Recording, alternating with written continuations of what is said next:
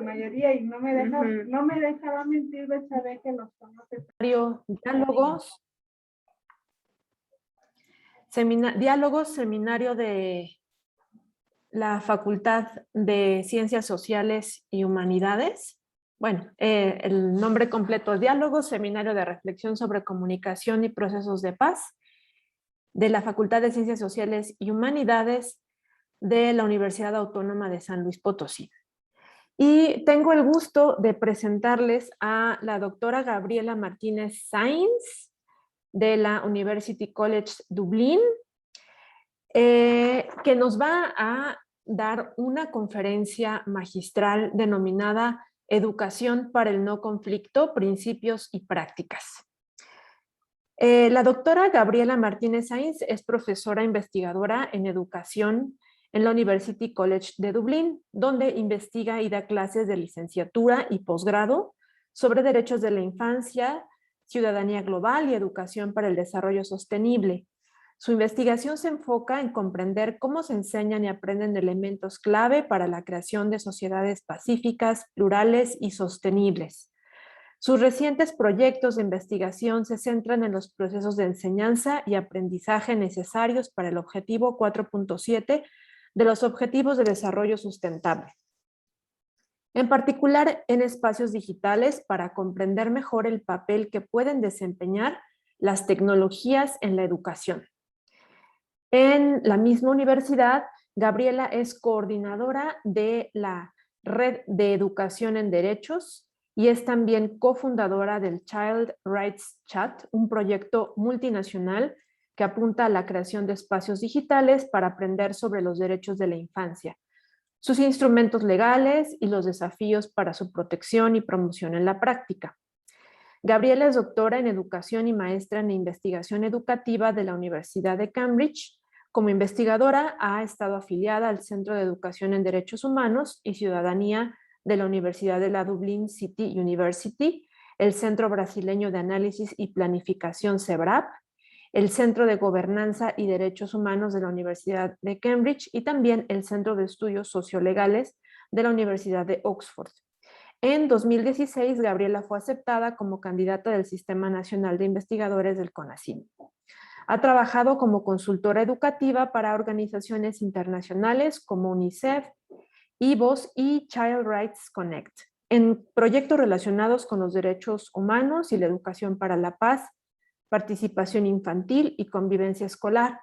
También es autora de libros de texto y materiales educativos sobre temas de ciudadanía, democracia y derechos humanos para las escuelas. Pues es un honor tener aquí presente con nosotros a la doctora Gaby. A nombre de Diálogos, el Seminario de Reflexión, le doy la bienvenida y de nuestro cuerpo académico Interculturalidad y Estudios de Paz. Gaby, bienvenida. Muchísimas gracias, Adri. ¿Me escuchas bien? Sí, te escuchamos muy bien, gracias. Sí. Perfecto, y ¿pueden ver la pantalla? Perfecto. Bueno, muchísimas gracias. Antes que cualquier otra cosa, muchísimas gracias a la doctora Elizabeth Mares por la invitación y a todo el equipo precisamente que conforma el seminario de reflexión sobre comunicación y procesos de paz. La invitación a dar esta plática en realidad fue un verdadero reto y lo agradezco muchísimo porque lo que intentaré hacer para esta plática es precisamente repensar un poco la educación para el no conflicto y para la paz desde una perspectiva que tal vez no estamos muy acostumbrados. Me parece que cuando hablamos, por ejemplo, en temas de interculturalidad, es muy fácil caer, pues, dado que todas las personas que nos dedicamos a cultura de paz e interculturalidad compartimos ciertos principios y ciertos acuerdos teóricos básicos, lo que intenté esta vez es, como reto, pensar la educación del no conflicto, cuáles son sus principios y sus prácticas educativas no desde la interculturalidad, sino desde una perspectiva de desarrollo sostenible. Y la idea es ver si por otro camino, es decir, no la interculturalidad explícitamente, sino el desarrollo sostenible, podemos llegar, o de hecho se llega a principios similares de la educación para la paz y el no conflicto, y qué ventajas tendría empezar desde esta perspectiva ya para la práctica. Entonces, la primera parte será la provocación, es decir, qué tanto tiene que ver el desarrollo sostenible con la educación para el no conflicto y educación para la paz. Hablar un poco de estos principios, y aquí es también cuando voy a poner un poco en consideración si estos principios se parecen o no se parecen, se comparten o no con la educación para la paz desde la interculturalidad, y aterrizarlo ya de manera muy concreta a qué tipos de prácticas educativas se tienen que tener en consecuencia de estos principios y desde esta perspectiva. Entonces, agradezco mucho la invitación y sobre todo la oportunidad de crear estos espacios de reflexión. Al final me parece que tendremos tiempo suficiente para poder discutir, y eso me parece que será lo más rico de esta oportunidad, es decir, de tener un espacio de reflexión colaborativa en donde desde las diferentes áreas de experiencia y de trabajo podamos precisamente discutir cuáles son estos principios y prácticas que queremos como personas trabajando en temas de interculturalidad y paz, que queremos avanzar. ¿Dónde estoy? Aquí estoy. Hace un par de semanas, hace una semana, terminó la conferencia sobre el cambio climático de las Naciones Unidas. Por 2 semanas, noticias internacionales, noticias nacionales, educadores en todo el mundo estaban discutiendo sobre los avances de la conferencia, sobre qué se necesita para enfrentar el cambio climático, qué estaba pasando en estas pláticas y negociaciones, se estaban llegando a acuerdos o no. En fin, por 2 semanas el tema de COP26 inundó redes sociales, medios de comunicación, y pensé que este podía ser un buen punto de partida. Como dije, no es normal, no es el punto de partida más tradicional. Definitivamente es un tema que nos compete a todos, es un tema global, y aunque no sea el más tradicional, me parece que es una buena provocación para pensar no solamente el conflicto y el no conflicto, sino la cultura de paz y el papel que tiene la educación en el mismo. Porque una de las principales exigencias de COP26 en particular es, y no solamente venían tanto de activistas, sino como de gobiernos representando a las personas y áreas más afectadas por el cambio climático, una de sus principales exigencias era la necesidad de abordar la crisis climática desde una perspectiva de justicia social, que profundizara no solamente en los elementos, los procesos físicos y ambientales de la crisis climática, pero que también abordara temas de injusticia social, temas de marginalización y temas de conflicto. Y así como las consecuencias que vemos, las consecuencias ambientales que vemos de manera palpable y evidente, pensemos simplemente en los últimos 2 años. Y intenté seleccionar de manera específica eventos extremos, eventos climáticos extremos de los últimos 2 años para enfatizar precisamente la urgencia y la relevancia en tiempo de estos eventos. Estos son en los últimos 2 años, no solamente en el sur global, sino en regiones que por mucho tiempo se autodenominaron desarrolladas y que por lo pronto no habían tenido y no habían experimentado este tipo de eventos extremos, inundaciones, incendios, sequías, huracanes y demás. Así como este tipo de eventos en la parte ambiental se están viendo cada vez de manera más clara y palpable en todas partes del mundo, es cierto que también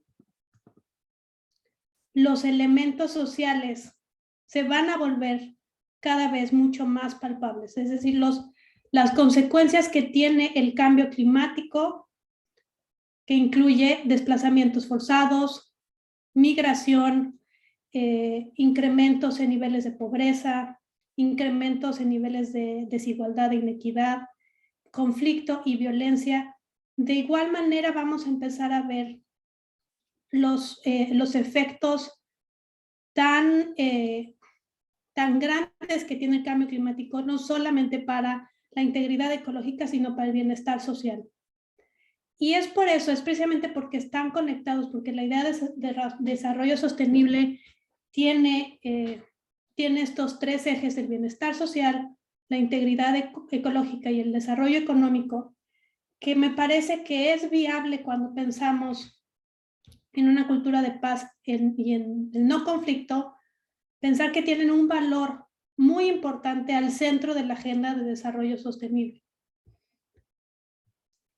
Si pensamos en buscar estrategias, políticas públicas e incluso prácticas educativas para mitigar y adaptarnos a la crisis climática, por ejemplo, tenemos que pensar el papel que juega el conflicto y la violencia en el cambio climático y en las respuestas de mitigación y adaptación.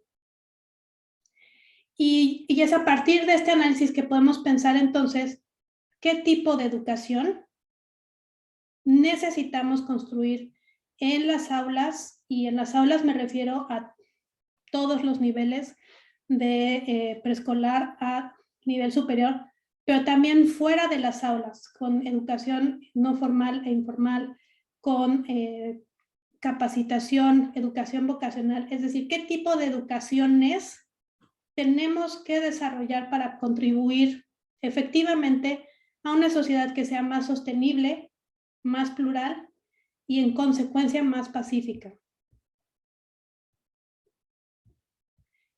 Es por esta razón que voy a empezar hablando del desarrollo sostenible, porque esta es la relación que creo que existe, que no podemos hablar de desarrollo sostenible si no estamos pensando en una cultura de paz, y que la crisis climática nos orilla, creo yo, de manera muy natural, a pensar estos elementos desde con otra mirada.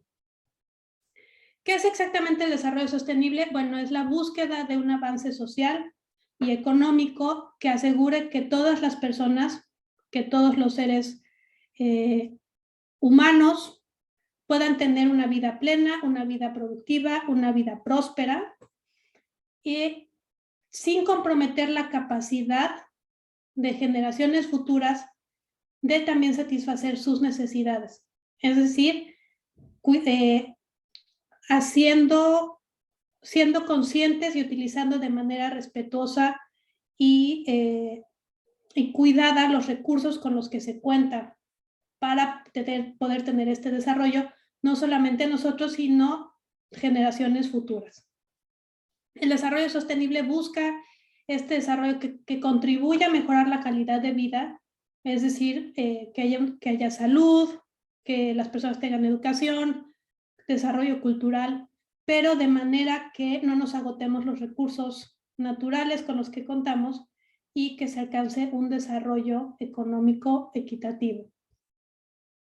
Y es con este objetivo de lo que se piensa que es el desarrollo sostenible que se crea la Agenda 2030 con los objetivos de desarrollo sostenible, y que tiene estos grandes objetivos, ¿no? Erradicar la pobreza, acabar con el hambre, asegurar que todas las personas en el mundo tengan educación de calidad, y uno de esos objetivos precisamente es tener sociedades con paz, justicia e instituciones sólidas.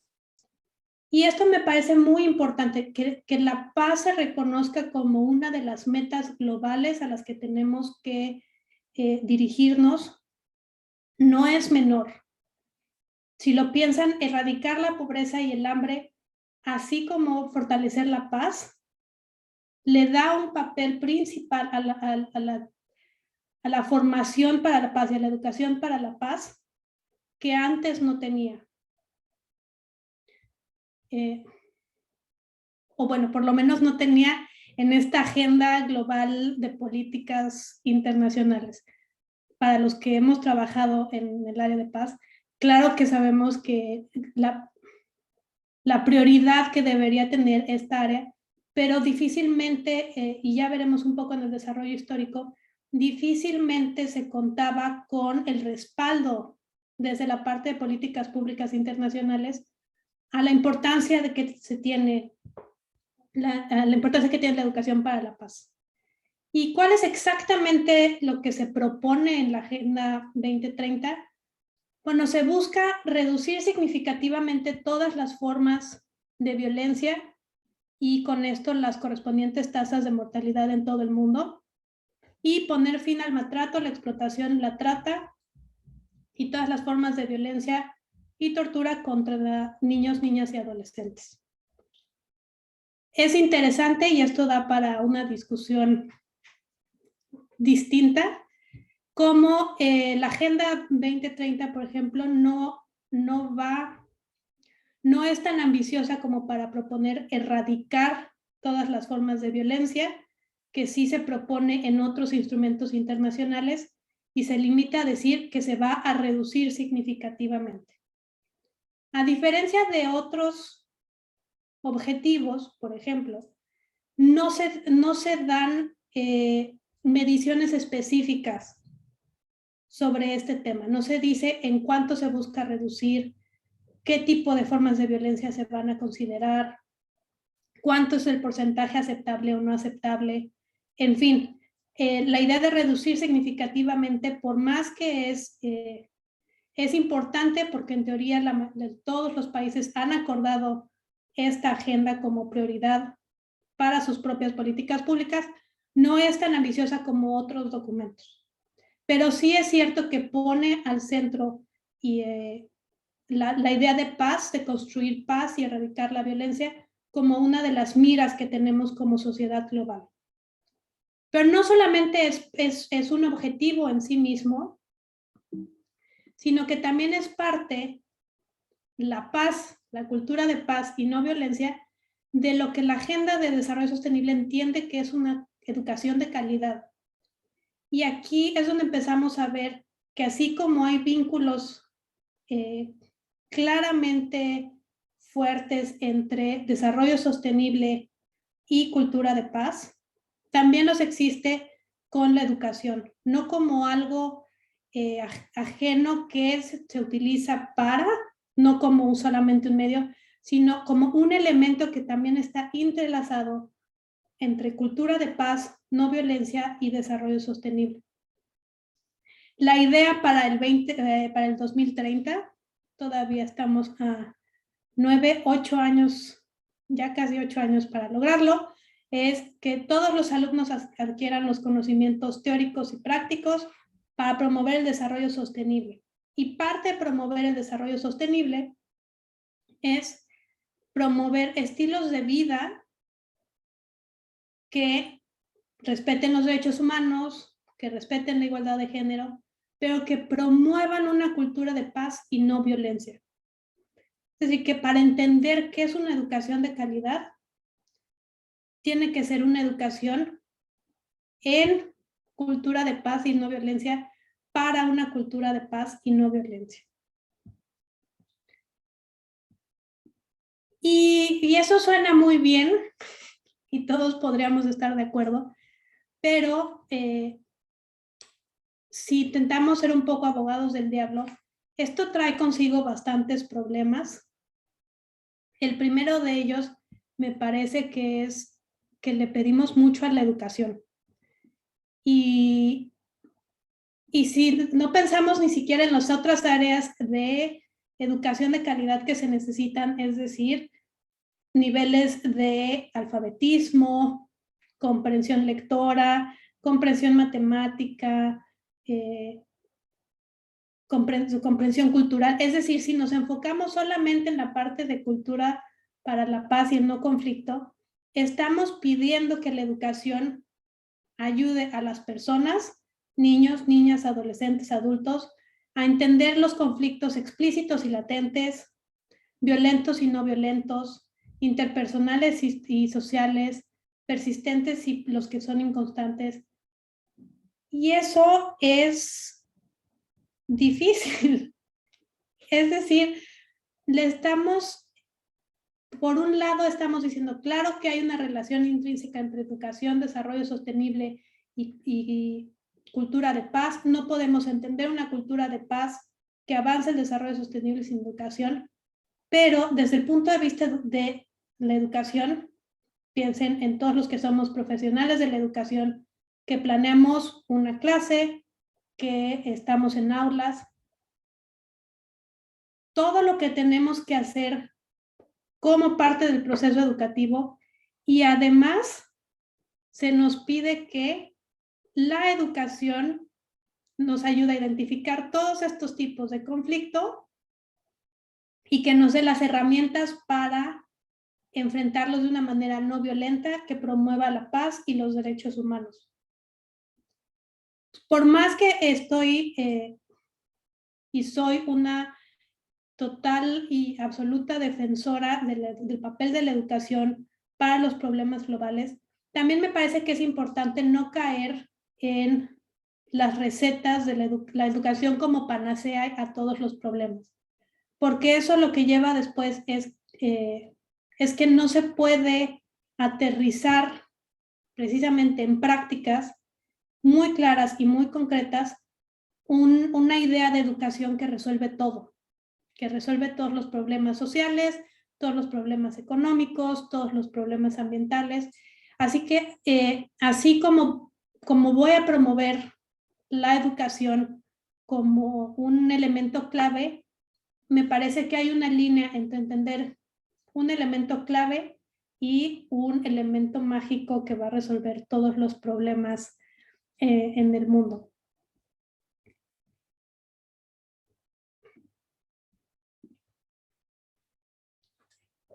Y aquí voy a empezar haciendo la distinción de la educación para el no conflicto como educación para la paz.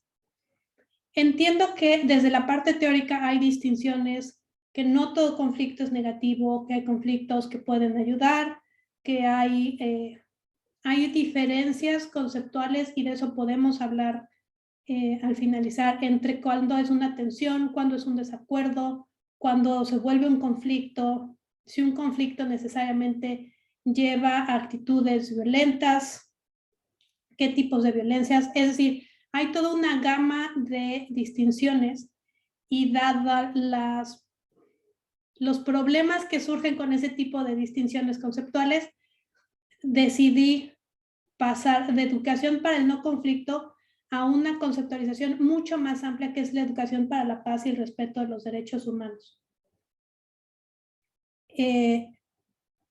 Por ejemplo, como en esta concepción mucho más amplia, la formación para la paz considera, considera tanto las prácticas, las teorías y los procesos de enseñanza y aprendizaje que nos ayudan a desarrollar los conocimientos, habilidades, actitudes y comportamientos necesarios para crear un futuro más equitativo, justo y no violento.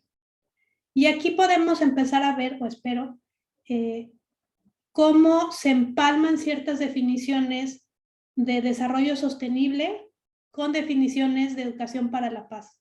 Esta idea de repensar qué futuro queremos, de tomar acciones para crear un futuro más justo, más equitativo y pacífico, es el objetivo de ambas áreas, aun cuando al principio parecería que no tendrían por qué compartir algo tan claro como objetivos en común. Desde la educación para la paz, asumimos que la educación puede eliminar o erradicar todas las formas de violencia, y aquí hablamos de violencia directa, cultural, estructural, y que se pueden construir las condiciones necesarias para una paz duradera. Es decir, que podemos construir a partir de la educación paz negativa y paz positiva. Esta distinción, y aquí quería hacer un poco un recuento histórico, no exhaustivo, sino más bien para entender por qué es importante hacer esta distinción de tipos de violencia directa y cómo después abrimos el espacio a otros tipos de violencia. Es cierto que durante el siglo XIX surgen muchos movimientos pacíficos, sobre todo en respuestas a las carreras armamentarias, a la industrialización masiva y al surgimiento y fortalecimiento del Estado-Nación. Pero es hasta el siglo XX que a nivel internacional vemos un discurso de la idea alrededor de la idea de paz mucho más claro. Y sobre todo a partir de las experiencias de la Primera y la Segunda Guerra Mundial. Vemos la creación de la ONU, en donde la idea de paz está al centro, se crea el Premio Nobel de la Paz, incluso desde la parte de educación es cuando tenemos pensadores y filósofos de la educación como John Dewey y María Montessori que empiezan a cuestionar cuál es el papel de la educación para construir esta paz. Y es entonces cuando se empieza a hablar de paz como algo que está relacionado con esta idea de humanidad, es decir, que esta humanidad compartida que todos tenemos, con ideas de democracia, con ideas de equidad, que antes en el siglo XIX no se tenía de manera muy clara, simplemente era evitar ciertos conflictos y confrontaciones, y en el siglo XX se empieza a desarrollar a partir de esta idea de una humanidad compartida, una idea de paz mucho más distinta. Y es en los 60s que Johan Galtung propone esta distinción entre paz positiva y paz negativa. Paz negativa siendo la ausencia de violencia o de miedo a la violencia, pero también la paz positiva, que son ya las actitudes, instituciones y estructuras que creamos para tener sociedades mucho más pacíficas y prósperas. El cambio que se da en los estudios de paz es entender que claramente estos dos tipos de paz asumen y buscan eliminar o erradicar la violencia directa, pero que la violencia directa tiene varias caras, que puede ser violencia física, pero también puede ser violencia estructural, violencia cultural, violencia política. Y eso es algo que en el siglo XX difícilmente se hacían estas distinciones. Es decir, se hablaba de violencia y era violencia militar, guerra, confrontamientos, porque era la realidad histórica en la que se estaba. Es ya a partir de 1960 que se empieza a pensar en otro tipo de violencias todavía directas que afectan la vida de las personas. Y aquí es cuando podemos tener ya discusiones sobre violencia sistémica, opresión en las instituciones, tipos de violencia cultural que se ejercen sobre ciertas comunidades y grupos marginalizados, etc. Eso amplía muchísimo la discusión sobre qué es la paz, cómo logramos esta paz negativa y positiva, pero al mismo tiempo aumenta el reto que tiene la educación para lograrlo. En los 80s, en 1980 ya la disciplina de educación para la paz se vuelve un área mucho más reconocida como área, no solamente como una buena herramienta que nos va a ayudar, sino como un área de estudio, un área de práctica, un área de profesionalización incluso, y se crean propuestas mucho más sólidas y mucho más estructuradas sobre el papel de la educación para crear esta paz negativa y positiva. Y surgen muchísimos modelos. de qué es la educación para la paz, qué debe abarcar, cuáles son sus objetivos. Tenemos sin fin de modelos, tenemos el de Hicks, tenemos el de Reardon, tenemos, ustedes nómbrenlos. Porque el objetivo en los 80 era precisamente formalizar estas prácticas que se daban ya en las escuelas, que se daban en la práctica, en grupos comunitarios, sobre cómo logramos fortalecer, cómo logramos desde la educación crear esta paz mucho más comprensiva, negativa, positiva, que nos lleve a tener la sociedad que realmente queremos. Estos modelos comparten ciertos principios teóricos y comparten también ciertas prácticas pedagógicas. Y, bueno, y el objetivo en común de fortalecer la paz. ¿Qué principios me parece que quedan muy claros desde los diferentes modelos, pero que también son compatibles con la idea de desarrollo sostenible? Y aquí es donde pueden todos los participantes el día de hoy estar de acuerdo, en desacuerdo, proponer ampliarlos, modificarlos.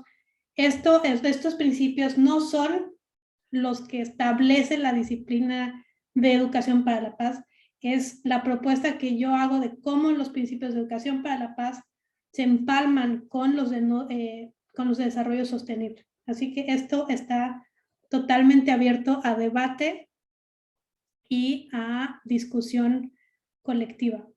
Pero el primer principio es el principio de cosmopolitanismo.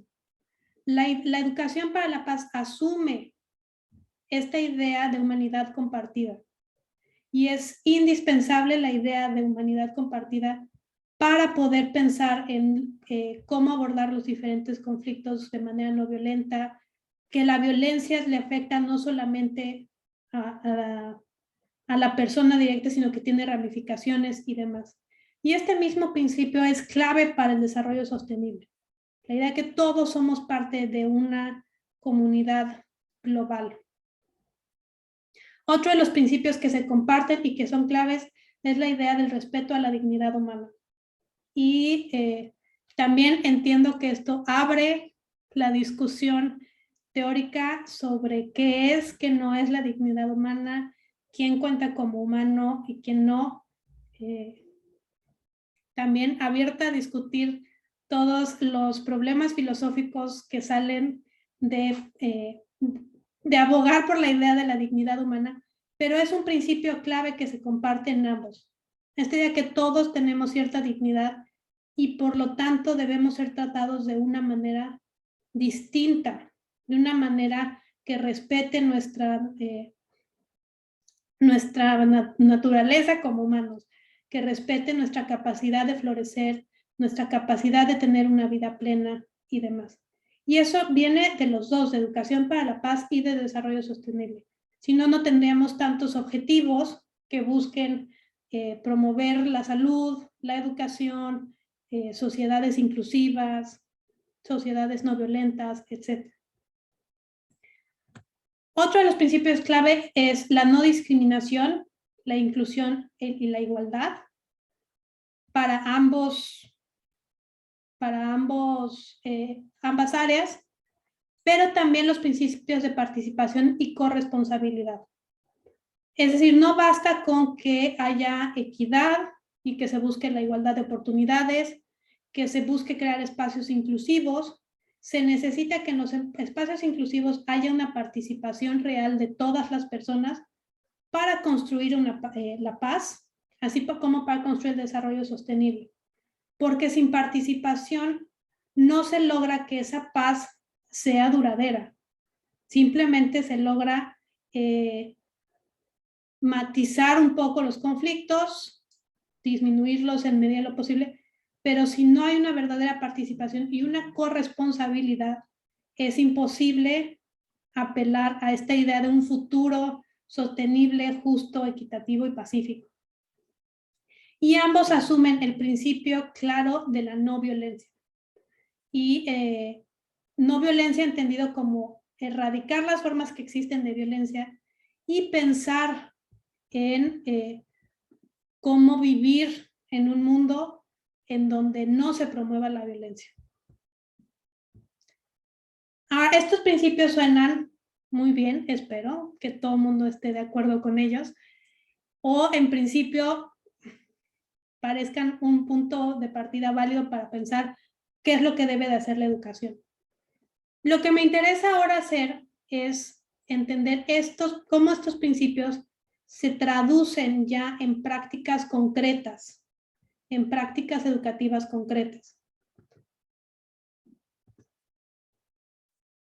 Y para hacerlo estoy siguiendo este modelo de pensar que la educación, para realmente poder aterrizar estos principios en prácticas, tiene que pensarse en 3 áreas. Una educación para la paz, es decir, que desarrolle actitudes, habilidades y promueva ciertos comportamientos. Una educación por medio de la paz, y aquí es donde se pone especial atención en ambientes y procesos, en los ambientes donde esta educación se lleva a cabo, pero también los procesos por los cuales enseñamos y aprendemos. Y sobre la paz. Así como decíamos, bueno, la educación tiene que ayudarnos a distinguir todos estos tipos de conflictos. Sí, sí nos tiene que dar los contenidos para que podamos identificar los tipos de conflictos, pero no solamente eso, no basta que la educación se encargue de brindar contenidos específicos sobre paz, no violencia, mediación. Necesita también dar las habilidades, dar los ambientes y procesos de enseñanza y demás. Esto suena muy bien, igual. Creo que se necesita aterrizar mucho más, porque decir que se necesita una educación por medio de la paz suena muy bien, pero difícilmente se concretiza en qué hago cuando estoy en un salón de clases, frente a un grupo, cómo me aseguro que lo que estoy haciendo es realmente educación por medio de la paz y los derechos humanos. Estas 3 áreas se pueden, y lo que voy a intentar hacer es aterrizar en como prácticas muy concretas. Pensamos en habilidades, comportamientos y actitudes que permitan disfrutar y ejercer los derechos y defender los derechos propios y de los demás. ¿Esto qué significa? Bueno, significa que necesitamos habilidades para promover la igualdad de derechos, para exigir la protección de derechos, y esto incluye empoderamiento, asertividad, autonomía y toma de decisiones. Significa que la educación nos ayuda a generar las habilidades para respetar la diversidad de intereses, de gustos, de opiniones, para participar activamente en la toma de decisiones, para comunicarnos de manera que podamos establecer diálogos constructivos y respetuosos, y para identificar nuestros derechos, los derechos de los demás, pero también las situaciones en las que los derechos nuestros y de ajenos no son respetados. Y es aquí en el nivel ya de práctica concreta que creo que llegamos a las mismas prácticas que se promueven desde la interculturalidad.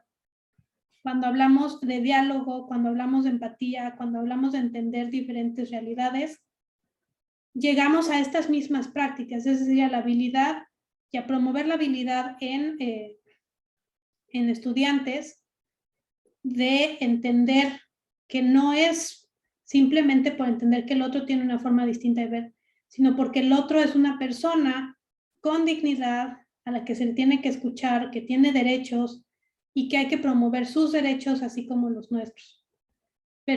Comportamientos, por ejemplo, que aseguren la igualdad de oportunidades, un trato a las personas que sea digno, que respeten la diversidad de identidades y la pluralidad de ideas, comportamientos que impulsen también la participación activa en la toma de decisiones en comunidades educativas, que promuevan la corresponsabilidad hacia la protección, no solamente de derechos, sino de la construcción de paz y del cuidado del medio ambiente, asumiendo que estas tres áreas están tan ligadas para poder alcanzar sus objetivos y que favorecen la inclusión y la no discriminación. Esos son los comportamientos que la educación para la paz debería estar fomentando. Ahora, ¿cómo se hace esto? Bueno, la idea es que se haga a través de ambientes en los que se respetan los derechos de todos los que están involucrados y que se combatan en los espacios donde se aprende y donde se enseña todas las formas de discriminación, todas las formas de racismo, prejuicios, discursos de odio. Es decir, ambientes de aprendizaje donde todos tengan oportunidad de ejercer plenamente sus derechos, donde todos tengan igualdad de oportunidades, donde a todos se les trate dignamente, donde todos se sientan incluidos y sean capaces de participar. Pero también implica no solamente el ambiente donde esto sucede, sino el proceso de enseñanza-aprendizaje, es decir, la forma en que enseñamos y aprendemos. Se necesitan procesos de enseñanza y aquí es donde también vemos como propuestas pedagógicas compartidas, porque es decir, se buscan una enseñanza que impulse la participación activa, que promueva la toma de decisiones en los alumnos, que a través de la enseñanza se lleve a la corresponsabilidad, una enseñanza que no discrimine, una enseñanza que valore las diferencias y que ayude a los estudiantes a valorar esas mismas diferencias. Y bueno, finalmente, como decíamos, una educación que sí dé los contenidos necesarios para entender conflicto, para entender no violencia, para entender qué es la paz y el papel que cada uno de nosotros jugamos en el desarrollo de esta paz sostenible. Y esto significa que se necesitan principios, contenidos que estén apegados a principios de respeto a los derechos humanos, pero también a principios de igualdad, de diversidad, de participación, de no discriminación. En el caso de educación básica, por ejemplo, es muy importante también el interés superior de niñas, niños y adolescentes, que es un derecho particular que tienen. Y en general, contenidos que vayan entrelazados, no solamente y no de manera desarticulada a una educación de calidad, sino entendiendo que una educación de calidad significa también una educación que promueva esta cultura de paz y que promueva actitudes, comportamientos, procesos y ambientes de no violencia. Claro que ese es el reto que tenemos en todas las aulas, dentro, fuera, en comunidades, pero que pongo precisamente a discusión para que entre todos podamos tal vez repensar si estas son las prácticas que necesitamos, si estos son los principios que queremos poner al centro de nuestro quehacer educativo, al centro de la educación. ¿Qué necesitamos hacer? ¿Qué cosas estructurales necesitan cambiar? ¿Qué aspectos culturales necesitamos replantearnos? Y cómo hacerlo. Así que espero esto sean más preguntas que respuestas lo que les deje para que podamos tener una discusión rica. Eli, voy a dejar de compartir. Sí, muchas gracias, Gaby. Muchas gracias, Gaby. Muy interesante la propuesta y también complejo, ¿no? Son temas muy complejos de la educación, el de la educación en general y después aún más el de la paz, el de la no violencia. Vamos a abrir ahora la sesión de preguntas y respuestas. Y pues yo creo que a todos nos quedamos con preguntas, con algo que tengamos inquietudes, y por favor pues siéntense libres y totalmente con confianza de preguntar. Desacuerdos también se aceptan. Desacuerdos.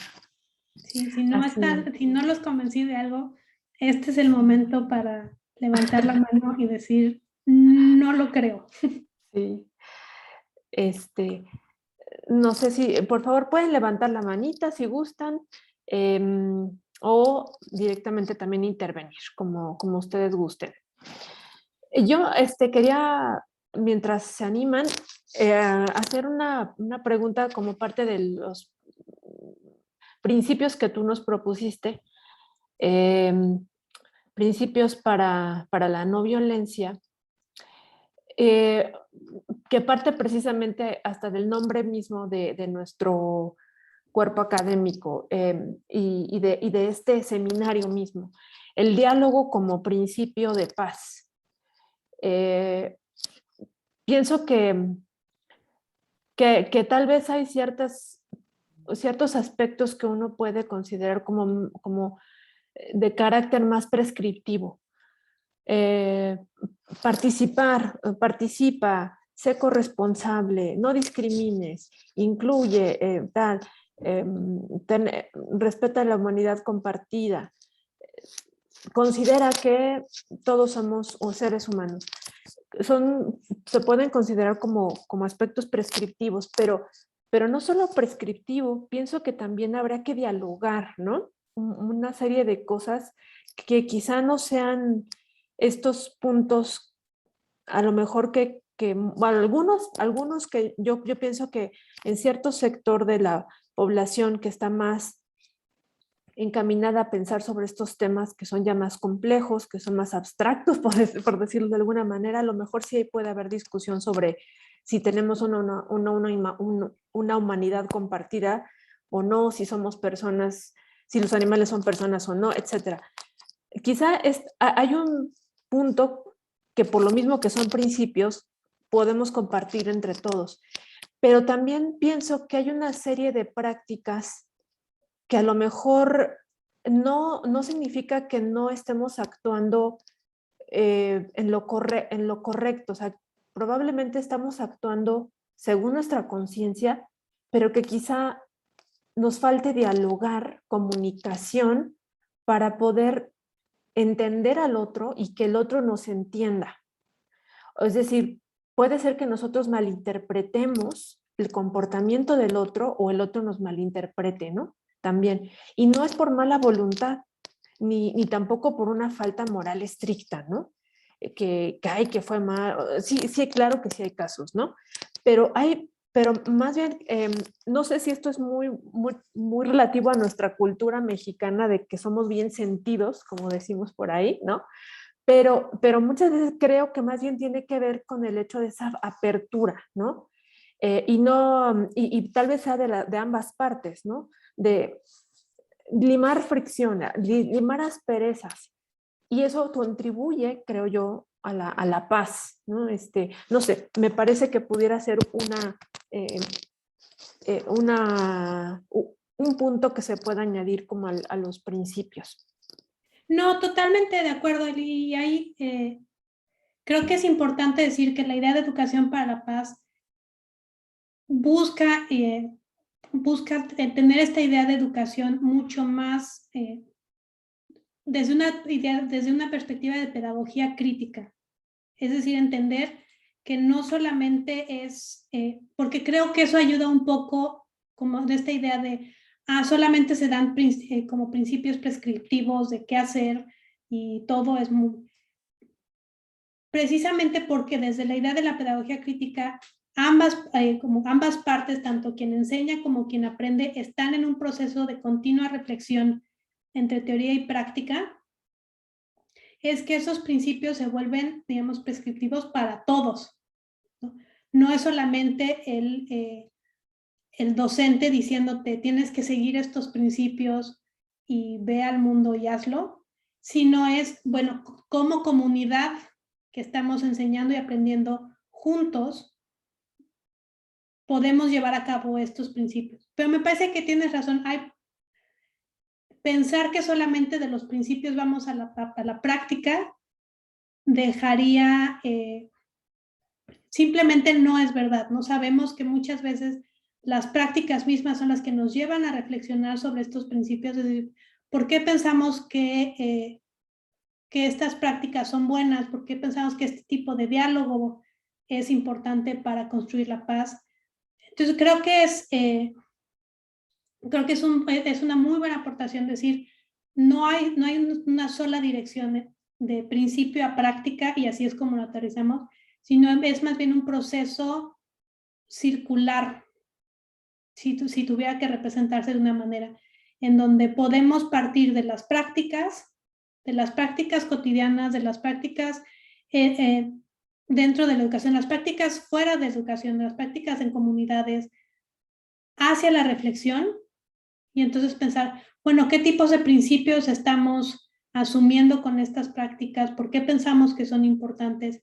Y de ahí volver, de esa reflexión sobre los principios, volver a fortalecer y a cambiar las prácticas. Como dices, a entender que, bueno, hay situaciones en las que no necesariamente se necesita esta discusión abstracta, sino pensar de manera mucho más concreta qué cosas estamos haciendo que avanzan esa cultura de paz. Bueno, esas cosas que avanzan, entonces las pensamos desde un punto de vista ya más abstracto y decimos, ok, ¿qué principios estamos? Bueno, el principio del diálogo. Ok, y ese principio del diálogo, entonces, ¿cómo lo volvemos a aterrizar? Y así en un ciclo mucho más constante, circular, pero me parece que tienes toda la razón. No podemos pensar que solo de estos principios prescriptivos vamos a generar una lista clara y concreta de todas las prácticas y con eso se acabó el problema. Gracias, Gaby. Sí, estaba una manita levantada, pero ya bajaron la manita. Guadalupe, sí, por favor, adelante. La doctora Rodríguez. Gracias. Gracias, doctora Gabriela. Un gusto y un honor tenerla aquí con nosotros en nuestro seminario. Muchísimas gracias por la conferencia y por todo lo que plantea. Abre una discusión que es muy amplia y que requiere mucha reflexión y que permite, esperemos, muchos alcances, ¿no? Profundizar en algunos alcances. Y a mí me gustaría, si pudiera, ampliar un poco este principio de cosmopolitanismo. Me parece muy interesante, pero no, o sea, creo que es muy amplio también. Entonces, si pudiera ampliar un poquito sobre cuáles son los elementos de este principio. Y tengo una inquietud que está relacionada con lo que dijo la doctora Elizabeth sobre cómo conciliar estas prácticas tenemos los contenidos, pero cómo convertirlos en una actitud o en una habilidad, cómo poderlos integrar para empezar. O sea, sí tenemos los contenidos, pero cómo los integramos en este proceso para transmitirlos, ¿sí? Y otra cosa que también me parece muy compleja, una vez que tenemos ya, vamos aterrizando estos contenidos y los vamos transmitiendo, ¿cómo se pueden proponer para integrarse a las políticas públicas, ¿no? Hablando de una educación nacional, en términos, estamos en México, ¿no? Entonces, pensando en México, ya sé que usted está en otro país, pero pensando en sobre todo en cómo transmitir contenidos que nos permitan concienciarnos sobre estos procesos de paz y que la transmisión también sea no violenta, ¿no? Claro. Le voy a poner un ejemplo porque esto me llamó mucho la atención. Justo ayer tengo un niño de 8 años que está en la primaria y entonces están hablando del cuidado del medio ambiente. Este es el tema de la semana. Y entonces llega llorando y me dice que no quiere que se acabe el mundo. porque les mostraron un montón de imágenes precisamente sobre estos encuentros y estas cumbres, donde están los incendios, los huracanes, y entonces arrasa el medio ambiente y el hoyo de la capa de ozono, y entonces llega con toda esta información asustadísimo y me dice, es que yo no quiero que se acabe el mundo, ¿cómo podemos hacer para que no se acabe el mundo? Entonces yo me pongo a pensar, al final, no es, el problema es en la transmisión del contenido, o sea, cómo le están dando, cuál es la práctica, cuál es la actitud que está intermediando entre el contenido propiamente dicho y esta intención de crear una conciencia. Es un tema súper complejo, yo lo sé, perdón, pero me salen todas estas dudas. No, es cierto, por ejemplo, en educación para el cambio climático, en realidad ese es el mayor problema, ¿no? Porque enseñar cómo funcionan el efecto invernadero, enseñar sobre la capa de ozono, esa es, digamos, la parte fácil, la parte directa en donde enseñas como estadísticas, procesos físicos, procesos biológicos y se acabó. ¿Cómo lo haces de manera que no generes mayor ansiedad, por ejemplo, ¿no? Que no generes un pesimismo, que no generes una desolación completa y al contrario, que tengas la actitud de quiero comprometerme, quiero hacer algo por el medio ambiente. Encontrar ese balance es precisamente el mayor reto y yo creo que en la educación para la paz es exactamente lo mismo. Porque por un lado, queremos enseñar los tipos de conflicto que hay, queremos que las personas entiendan el impacto tan grande que puede tener la violencia en las personas, en las comunidades, pero si solamente nos enfocamos a enseñar, por ejemplo, conflictos históricos, consecuencias que tiene la violencia para mujeres, niñas, niños y adolescentes, el efecto es el mismo. El efecto es exactamente el mismo que los chiquillos que están diciendo, claro, es que se va a acabar el mundo y esto es horrible. Corremos ese riesgo, corremos el riesgo de que parezca que que el mundo es tan violento y el impacto de la violencia es tan profundo en personas, en comunidades, en naciones completas, que simplemente el contenido tenga el efecto contrario. Y en lugar de motivar a una cultura de paz, a buscar la resolución no violenta, a vivirlo en el día a día, que las personas digan, es que esto no se va a cambiar, así es, ¿para qué lo hacemos? Y creo que es muy importante lo que dices. Este tipo de, digamos, traducción, ¿no? Es decir, como de contenido a práctica, de contenido a actitudes, a comportamientos, pasa en diferentes niveles. Sí es algo que pasa en el salón de clases y ese es el reto. Tú como docente, ¿cómo enseñas, por ejemplo, a nivel superior a profesionales que van a trabajar en distintas áreas, en educación, en trabajo social, en medicina? ¿Cómo les enseñas de manera balanceada el compromiso con la no violencia a pesar de estar en un contexto violento, ¿no? O cómo tomar lo mejor del contexto violento para su propia práctica profesional en su área.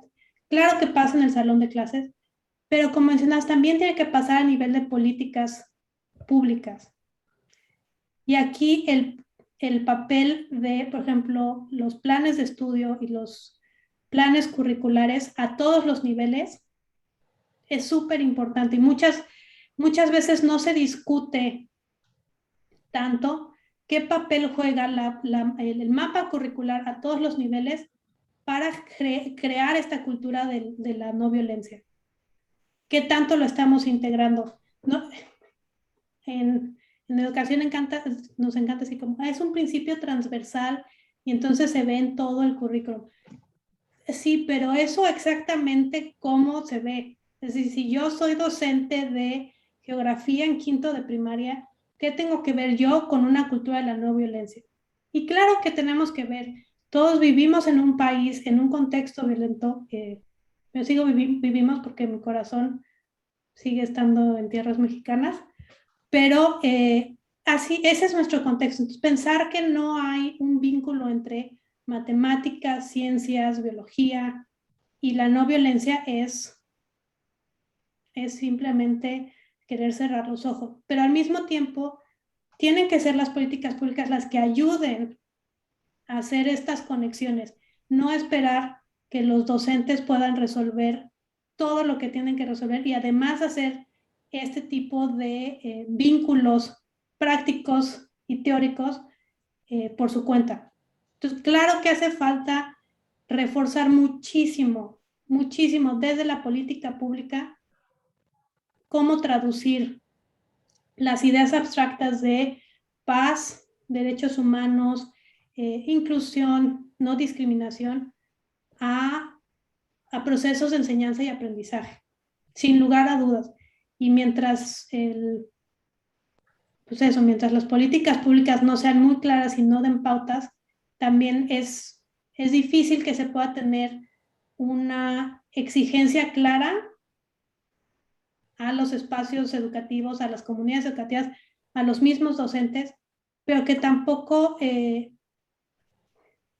podemos medir, por ejemplo, qué tanto estamos avanzando en una cultura de paz, más allá de lo anecdótico, es decir, más allá de lo que vemos con nuestros propios salones de clases, con nuestros compañeros. No podemos tener una idea clara si nuestras políticas están, de hecho, o no, contribuyendo, y eso es lo peor, cuando las políticas públicas, más que prevenir la violencia, de hecho generan ambientes violentos, ambientes de exclusión, de marginalización para muchas comunidades. Entonces, definitivamente hace falta mayor articulación en niveles, porque no todo lo resuelve el docente, y no todo lo debería resolver el docente en el salón de clases. Se necesita revisar planes de estudio, se necesita revisar libros de texto.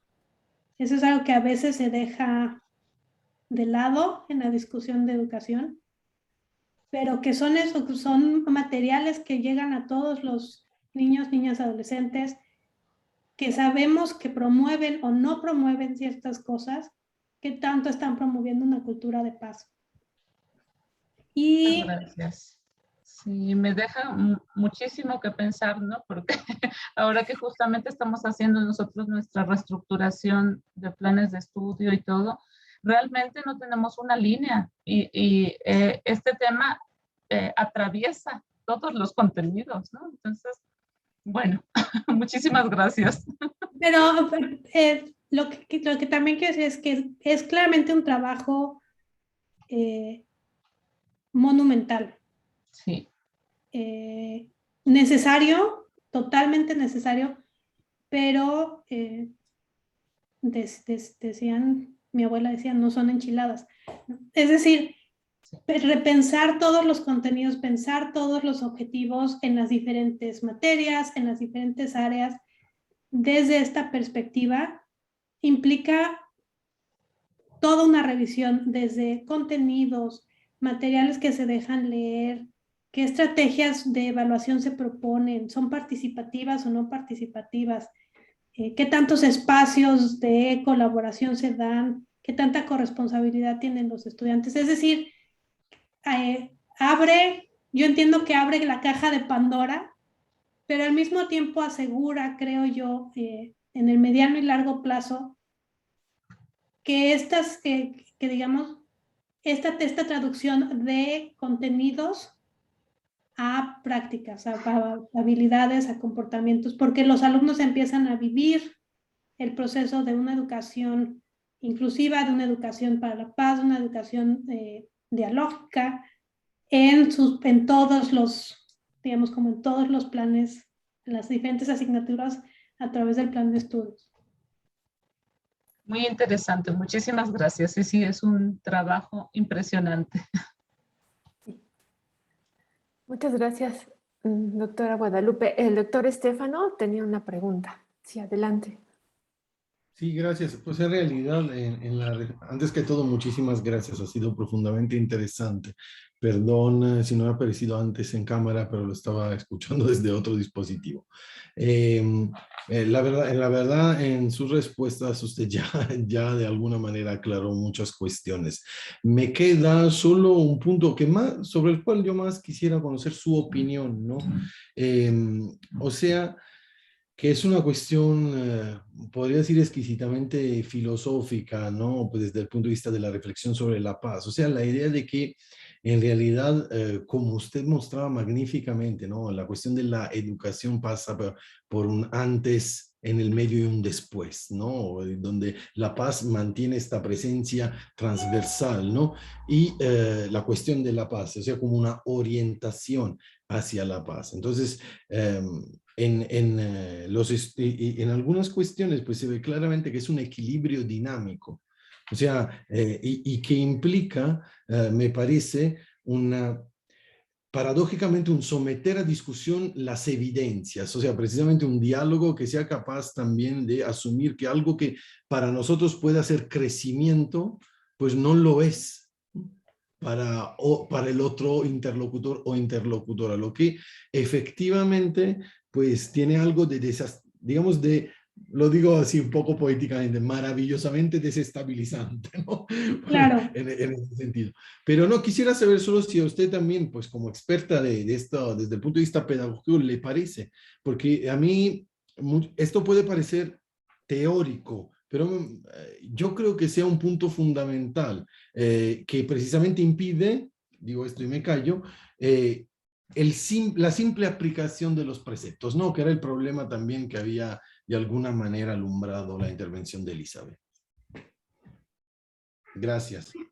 No, muchísimas gracias. Uno de los retos cuando empecé a pensar la ponencia de hoy fue qué es lo que distingue a la educación de la comunicación, ¿no? Es decir, qué es distinto de una comunicación para la paz que la educación para la paz. Porque sabía que venía con expertos en perspectivas de paz, en estudios de paz, en comunicación para la paz y la interculturalidad.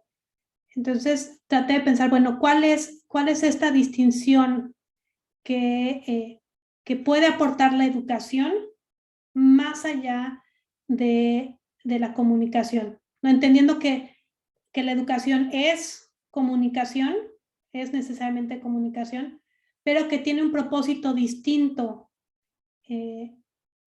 precisamente en la parte de transmitir los conocimientos, de generar actitudes, desarrollar habilidades y demás. Y me parece que es precisamente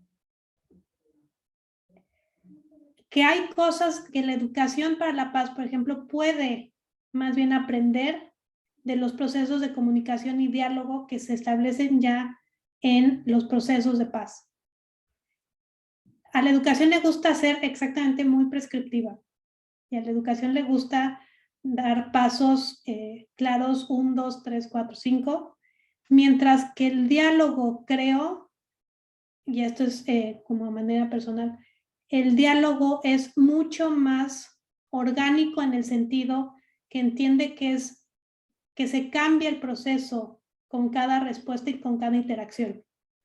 Nosotros no dialogamos para alcanzar la paz con una serie de pasos establecidos en donde hay unas respuestas dadas o un guión al que seguimos. Eso es imposible. El diálogo asume que tienes que escuchar, que tienes que responder a lo que el interlocutor está diciendo en ese momento y que tienes que generar una nueva respuesta que sea pertinente para lo que se está diciendo.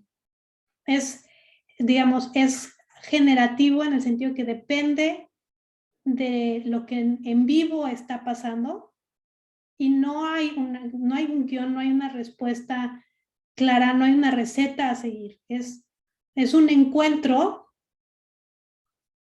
precisamente de ideas, de pensamientos, de realidades, de experiencias.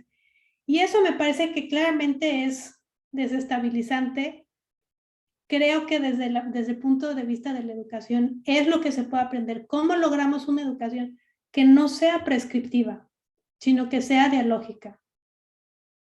Que pueda responder, así como el diálogo para la paz responde a como los intereses muy particulares o a las necesidades que se tienen, a las inquietudes que se generan, con este loop de feedback constante entre interlocutores, eso tiene que traer la educación a sí misma. Así como pasamos de un recetario pensando que nuestro objetivo 1, 2 y 3 de aprendizaje nos va a llevar a tal. Solamente aprendiendo de estos diálogos, porque eso es lo que garantiza que la educación sea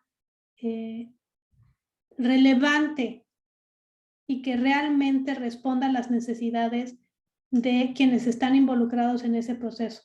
Así como el diálogo responde a los intereses y las realidades, las experiencias de vida de quienes están involucrados cuando están dialogando, creo que la educación tiene muchísimo que aprender de lo desestabilizante y poco predecible, si se quiere decir de una manera, que es el diálogo, pero entendiendo que esa es la única manera en que podemos generar este círculo de reflexión y acción y tener procesos de enseñanza-aprendizaje que realmente sean relevantes para todos los involucrados.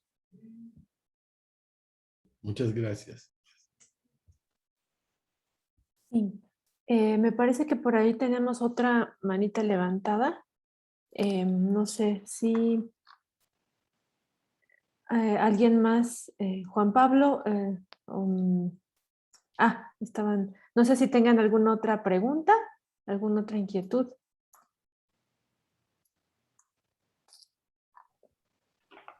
Yo tenía Sí, una adelante, pequeña Juan Pablo. pregunta. Sí. Ay, creo que ya levanté dos manitas.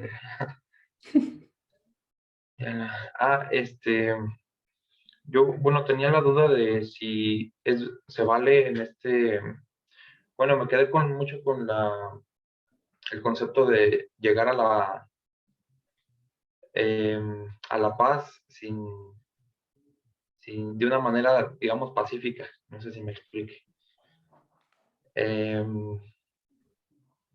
Y, por ejemplo, no sé si sean válidos usar, por ejemplo, castigos, imponer castigos o penas a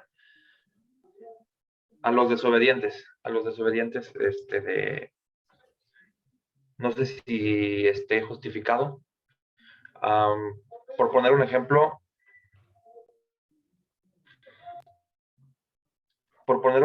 o sea, el niño que le hace bullying a otro en un salón de clases, en un aula, un ejemplo así muy básico que se me ocurre, o sea, reprender al acosador, digámoslo así, con un castigo, en vez de usar, digamos, que la razón, o sea, de explicarle por qué está mal lo que está haciendo, o sea, si es válido, o si se contaría como algo violento usar castigos, por ejemplo,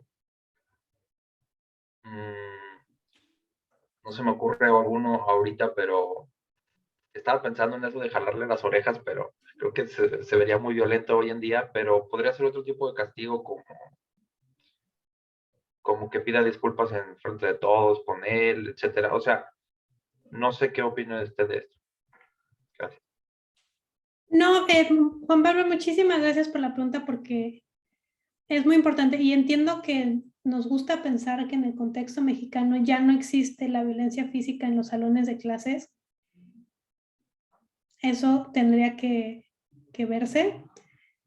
Pero como dices, hay otro tipo de violencias que pueden ejercer los docentes que van más allá del contacto físico.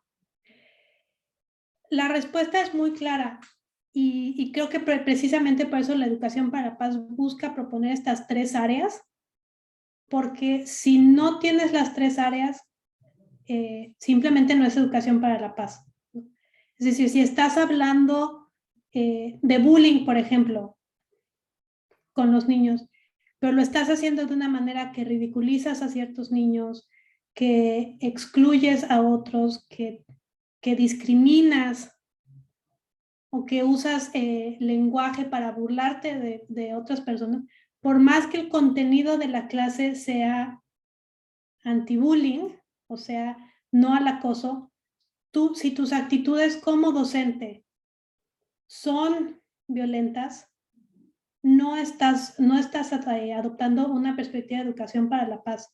Simplemente estás cubriendo contenidos, pero lo estás haciendo de una manera violenta. Y entonces por eso este marco de entender educar para la paz, no solamente como los contenidos, sino también los procesos por los que se hacen, el ambiente. Es decir, tú como docente, porque puede ser que tú no seas quien esté haciendo o usando lenguaje violento, o tú no seas el que esté discriminando o burlándose de una persona, pero que sí lo permites en tu salón de clases.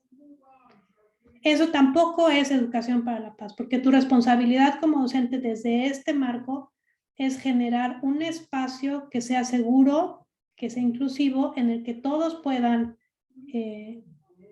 sentirse parte del proceso en donde todos están enseñando y aprendiendo.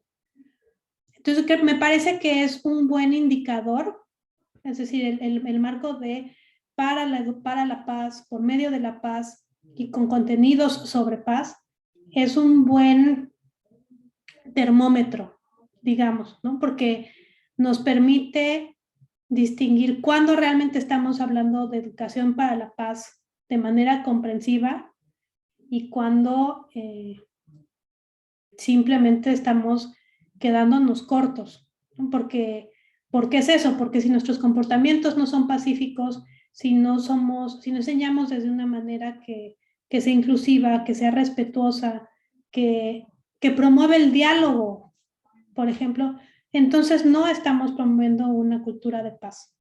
Simplemente estamos cubriendo el tema de paz como un contenido más, como si fuera derivadas integrales o geografía política. Entonces me parece que es súper importante tu punto, Juan Pablo, esta idea de predicar con el ejemplo es indispensable en el marco comprensivo de educación para la paz. Muchas gracias.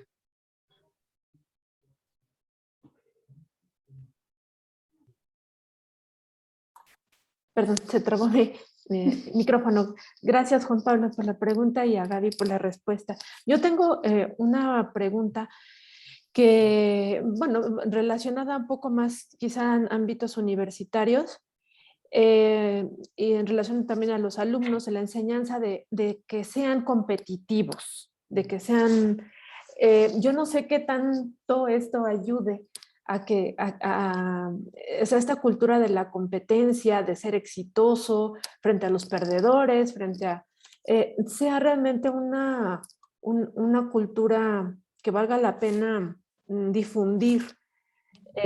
No estoy en contra de que tratemos de desarrollar en nuestros alumnos y en nosotros mismos nuestras propias capacidades, habilidades y actitudes, pero pareciera que estamos en una competencia de repente, ¿no? En el mundo y me recuerda a Hobbes en esta visión del hombre como lobo del hombre, en el que estamos tratando de sobrevivir. Y sobrevive quien es el más fuerte y quien impone entonces su modo de pensar, quien impone la fuerza, y si no te quedas atrás. El problema es que si tú no defiendes tu territorio, pareciera que te dejan fuera del juego. Entonces es parte tal vez de esta, pues un ambiente, yo no sé si económico, político, un poco de las dos cosas, y por consiguiente también hasta educativo, de que son muchas universidades aprueban y aplauden estas políticas de competitividad, y que bueno, yo no sé si para empezar por allí tendremos justo que también está la relación que tú comentabas de la revisión de los planes, ¿no? De estudio. Me llama la atención esto porque precisamente pareciera que incluso en los medios laborales pareciera que también se dan esos roces, ¿no? De quién es el mejor y quién es el peor, ¿no? Yo quiero ser el mejor frente a los demás. Entonces, si no tenemos justo ese pensamiento cosmopolita de que somos una parte de una misma comunidad, que cada quien aporta cosas distintas, que cuando yo apoyo, el otro tiene que, cuando yo no puedo apoyar, el otro lo tiene que hacer, o cuando el otro no puede, yo tengo que hacerlo. O sea, esta falta de conciencia política, pues es tremenda, ¿no? O sea, no tenerla para la paz. Bueno, no sé si es como un poco comentario y a la vez pregunta. Gracias.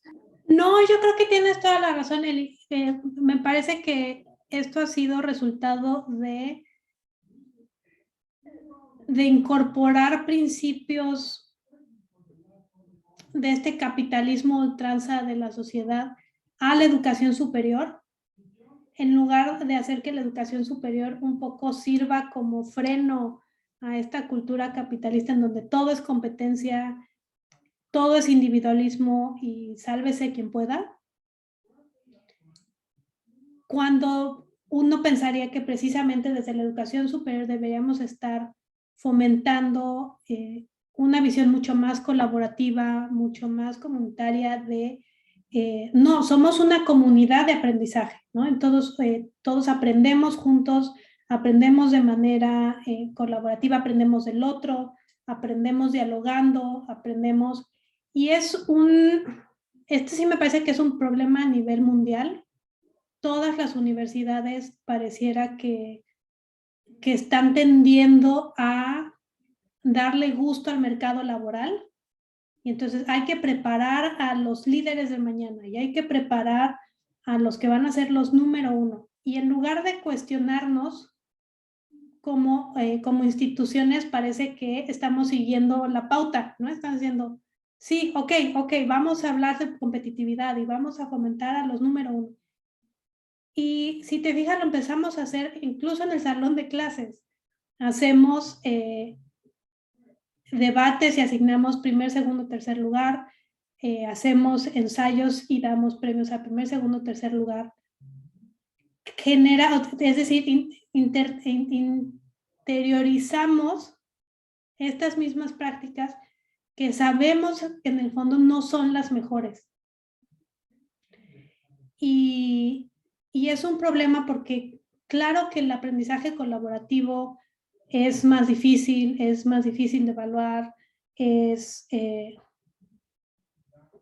genera como toda una serie de problemas, pero es cierto, si desde las universidades no empezamos a poner un alto a estas ideas y por lo menos intentar que los alumnos y que nosotros mismos como docentes reflexionemos en el peligro de estar asumiendo que esto es lo ideal, ¿no?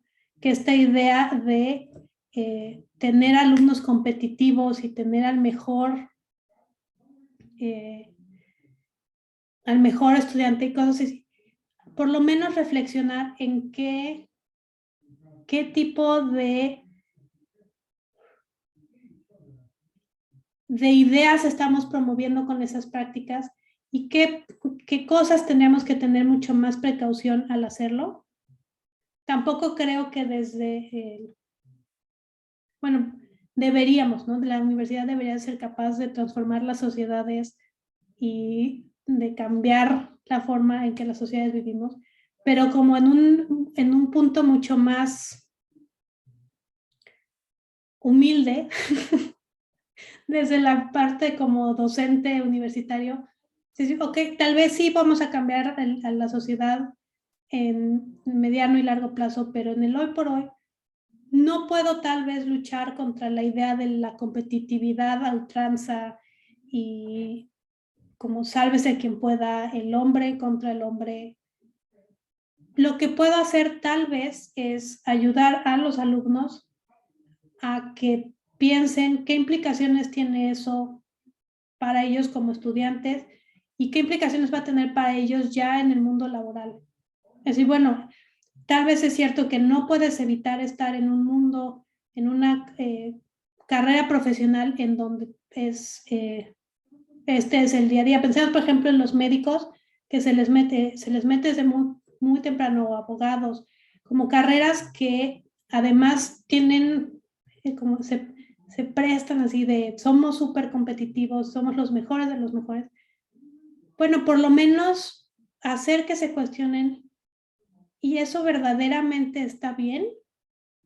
Es decir, ser el mejor como individuo particular es mejor que trabajar de manera colectiva por un bien común.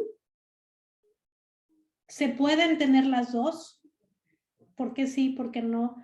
Eso, por lo menos meter un poco el granito de reflexión y crítica, y no dar por hecho que esta idea de estamos preparando a los mejores líderes del mañana es estar preparando líderes competitivos individualistas. Tal vez es más bien replantear y decir, el líder del mañana requiere ser un líder colaborativo, que trabaje de forma colectiva, que entienda cómo dialogar, y no se trata de competencia de ser el mejor por el mejor, sino de cómo alguien puede hacer que todos en colaboración, en comunidad, aprendan mejor. Sí, sí, así, muchas gracias, Gaby. No sé si alguien más tenga alguna otra pregunta que quisiera realizar, otra a través del chat también podrían escribirla. No sé si por ahí está Miguel Ángel Valdés, son alumnos que nos acompañan de aquí mismo de la Facultad de Ciencias Sociales y Humanidades. Mariam también está presente, al menos de los nombres que reconozco.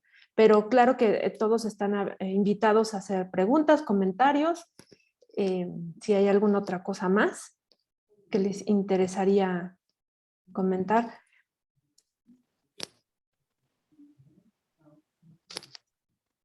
Yo sé que es viernes en la tarde. Sí, ¿verdad? Sí, Mariam, adelante. Sí, y es la hora de la comida, ¿verdad? Exactamente. Aquí, sí. Viernes y con ¿Sí me hambre. escuchó? No se puede. Sí, sí, Ya, se Mariam. escucha, Hola. Mariam. Bueno, creo que esto de fomentar como no fomentar la violencia y todo, me parece como una buena propuesta, pero algo que me llama un poco la atención, independientemente de las instituciones, pues también es dentro de un círculo familiar, ¿no? O sea, sería como complicado pedirle a la educación que que tengamos como todo el papel, ¿no? O acaparemos todo este peso, cuando pues muchas veces también la educación o este tipo de valores se fomentan dentro de la casa. Entonces es como, creo que es una doble tarea que se nos da como para poder lidiar con esto. Siento que sí es una gran problemática, no sé, a mi punto de vista, es algo que ahorita me surgió, porque No, dentro de las aulas, pues sí, ay, perdón. No, es que estaba pensando, tienes toda la razón, porque precisamente muchas de las experiencias de violencia se viven en la familia y se aprenden en la familia. Y ese es el problema, ¿no? Por eso me parece importante que cuando hablamos de educación, pensemos en una educación más allá del salón de clases. Y pensamos también en procesos de educación que lleguen a comunidades, que lleguen a las familias, es decir, cómo les llegamos a los adultos que ya tienen sus familias y que desearíamos que tuvieran un enfoque de no violencia en sus propias casas. Ese es el papel de la educación, no solamente la parte de docencia, no solamente en el salón, sino cómo llegamos a esas personas, cómo las persuadimos de que es mucho mejor para ellos, para sus familias, para todo el mundo, una perspectiva no violenta. Pero te interrumpí, Marian, ¿ibas a decir algo del salón de clases? Ah, no, sí, justo era esto, que sí, siento que es un reto muy fuerte al que nos enfrentaríamos, ¿no? Porque como mencionan, ¿no? Justamente no solamente es como hay mucho detrás de, ¿no? O sea, un trasfondo enorme que implica, pues, costumbres, inclusive la familia, que supongamos en un campo laboral o educativo, pues sí, mucha gente tiene como ganas de transformar o de querer cambiar estos hábitos, pero a veces creo que lo que hay detrás es más complejo. Sí, totalmente. Y bueno, como lo decíamos, ¿no?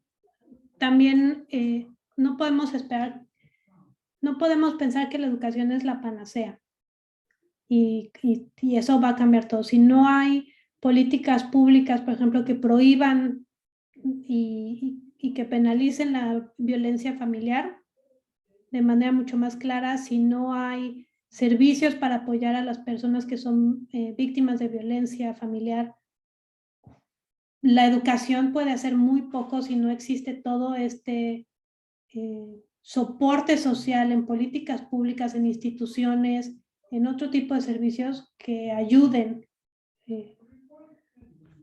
Claro que la educación no puede hacer milagros, ¿no? Transforma vidas, pero tampoco puede hacerlo todo si no hay muchos más soportes. Sí, claro, por supuesto. Y, o sea, soportes a nivel social, bueno, y político, pero también las sociedades mismas que se organicen, ¿no?